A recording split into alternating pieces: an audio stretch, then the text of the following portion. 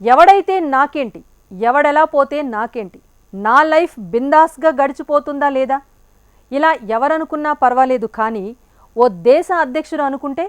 అవును, north Korea dictator Kim Jong Un style ఇదే. ప్రపంచంతో ఎలాగూ పనిలేదు, కనీసం దేశ ప్రజలనైనా పట్టించుకుంటారా అంటే అది లేదు. జనం ఆకలితో చస్తున్నా తన లగ్జరీ లైఫ్కు ఎలాంటి ఇబ్బంది లేకుండా చూసుకోవటంలో కిమ్ పెట్టే శ్రద్ధ అంత ఇంత కాదు. చేతికుండే వాచ్ దగ్గర నుంచి తిరిగే కార్ల వరకు లగ్జరీ అనేది ఎక్కడా తగ్గొద్దు అనేది కిమ్ టార్గెట్. అయితే ప్రపంచ దేశాల ఆంక్షలతో ఫారిన్ బ్రాండ్స్ దొరకటం అసాధ్యం. కానీ రాజు తలుచుకుంటే దెబ్బలకు కొదవా అన్నట్టు కిమ్ కావాలి అనుకుంటే ఎంతటి టాప్ బ్రాండ్ అయినా నార్త్ కొరియాలో ఎంట్రీ ఇవ్వాల్సిందే. కానీ ఇప్పుడు మాత్రం కిమ్ లగ్జరీ డ్రీమ్కు జపాన్ చెక్ పెట్టింది. తాను మోజుపడి తెప్పించుకున్న ఓ లగ్జరీ కార్ను తమ దేశంలోనే అడ్డుకొని షాక్ ఇచ్చింది. ఇంతకు కిమ్ కావాలని ఇష్టపడిన ఆ లగ్జరీ కార్ ఏంటి? ఆ కార్ను నార్త్ కొరియా చేరకుండా జపాన్ ఎలా అడ్డుకుంది? కిమ్ లగ్జరీ కార్ల స్మగ్లింగ్ ను జపాన్ ఎలా అడ్డుకుంది? లగ్జరీ కార్లు కొనేందుకు డబ్బు ఎక్కడి నుంచే వస్తోంది? North Korea dictator room number 39 secrets ఏంటి?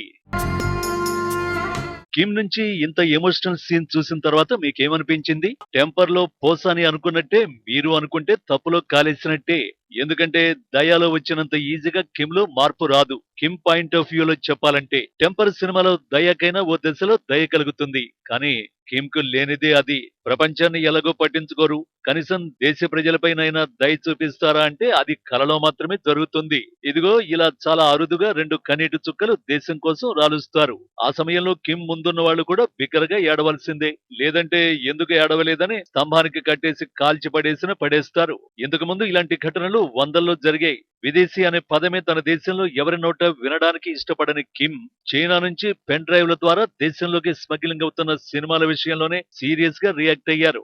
అలా అక్రమంగా విదేశీ సినిమాలు చూసిన వారిని నిలబెట్టి కాల్చి చంపేసిన చరిత్ర కిమ్ది. అదొక్కటేనా, ఎన్నో అరాచక నిర్ణయాలకు కిమ్ పెట్టింది పేరు. సింపుల్ గా చెప్పాలంటే నార్త్ కొరియాలో పుట్టిన పాపానికి ఒక ఎంటర్టైన్మెంట్ అంటూ లేని జీవితాన్ని జీవచ్ఛవంలా బతికేయాలంతే.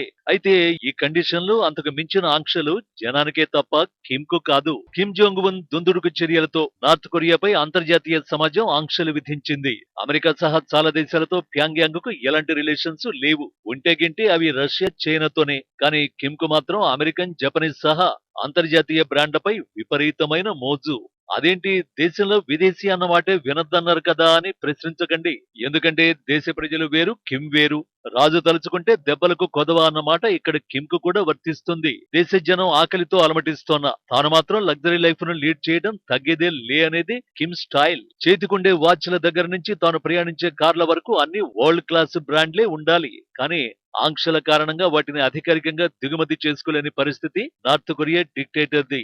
ఈ విషయంలో కిమ్ కు ఉన్న ఏకైక ఆప్షన్ స్మగ్లింగ్. ఇటీవల కిమ్ కన్ను world class luxury car Lexus పై పడింది. ఎలా అయినా ఆ కారును తన కాన్వాయ్ లో చేర్చాలని డిసైడ్ అయ్యారు. అనుకున్నదే తడవుగా $70,000 విలువైన లగ్జరీ కారు కోసం యాక్షన్ లోకి దిగిపోయారు. తమ దేశంలోకి అక్రమంగా తరలించేందుకు అన్ని ఏర్పాట్లు చేసుకున్నారు. అయితే ఆ ప్రయత్నాలను పొరుగునే ఉన్న జపాన్ అడ్డుకుంది. ఏనుగు దంతాల అక్రమ రవాణాపై స్విట్జర్లాండ్ లోని ఉత్తర కొరియా రాయబారిని రీకాల్ చేసిన రోజే ఈ కారు అక్రమ రవాణాను అడ్డుకున్నారు. జపాన్ లోని చిబా ప్రిఫెక్చర్ లో యూజ్డ్ కార్ షోరూం పై దాడి చేసి ఈ కారును పట్టుకున్నారు. ఈ లగ్జరీ కార్ ని బంగ్లాదేశ్ మీదుగా సింగపూర్ పంపుతున్నట్టు షోరూం పేపర్లు సమర్పించినట్లుగా జపాన్ వార్తా సంస్థ ఆసాహి షింబున్ నివేదించింది. షోరూం యజమానులను పోలీసులు ప్రశ్నించడం, గతంలో జరిగిన ట్రాన్స్ఫర్లను చూడటంతో ఈ వ్యవహారం వెలుగులోకి వచ్చింది. అలా కిమ్ లగ్జరీ కార్ ఆశలు గల్లంతయ్యాయి. నిజానికి కిమ్ రాజ్యంలో పరిస్థితులు అల్లకల్లోలంగా ఉన్నాయి.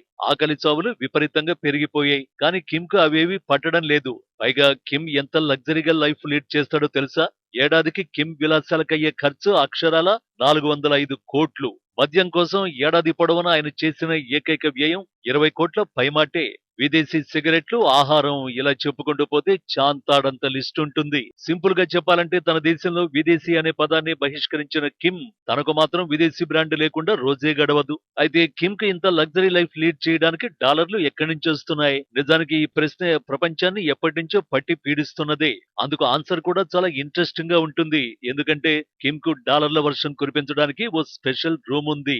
అదే రూమ్ నంబర్ 39. ఇంతకీ ఆ రూమ్ నంబర్ 39 ఏంటి? రూమ్ నంబర్ 39 దీన్నే బ్యూరో 39 డివిజన్ 39 అని పిలుస్తూ ఉంటారు. దీని అసలు పేరు central committee bureau 39 of the workers party of Korea.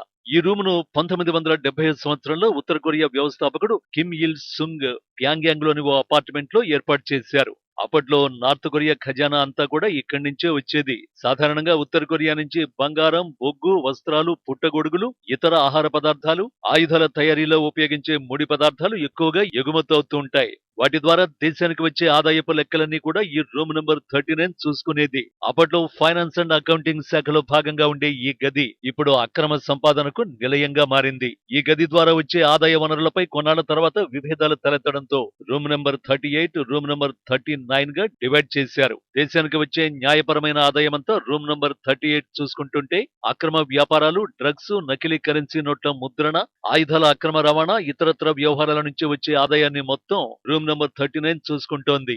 ఆ ఆదాయాన్ని కిమ్ విలాసాలకు ఖర్చు చేస్తున్నట్టు తేలింది. మొత్తంగా దేశంలో బర్త్ రేటు పెంచాలంటూ దేశ ప్రజలతో పాటు ప్రపంచానికి ఎమోషనల్ టచ్ ఇచ్చిన కిమ్ మరోసారి లగ్జరీ కారు స్మగ్లింగ్ ప్రయత్నాలు చేసి తనలో ఎలాంటి మార్పు లేదని తేల్చేశారు. అంతేకాదు భవిష్యత్తులో దేశం ఏమైపోయినా తన లగ్జరీ విషయంలో తగ్గేదే లేదని తేల్చి పడేశారు. ఒక్క మాటలో కిమ్ లో మార్పు కోరుకోవడం అత్యాశే.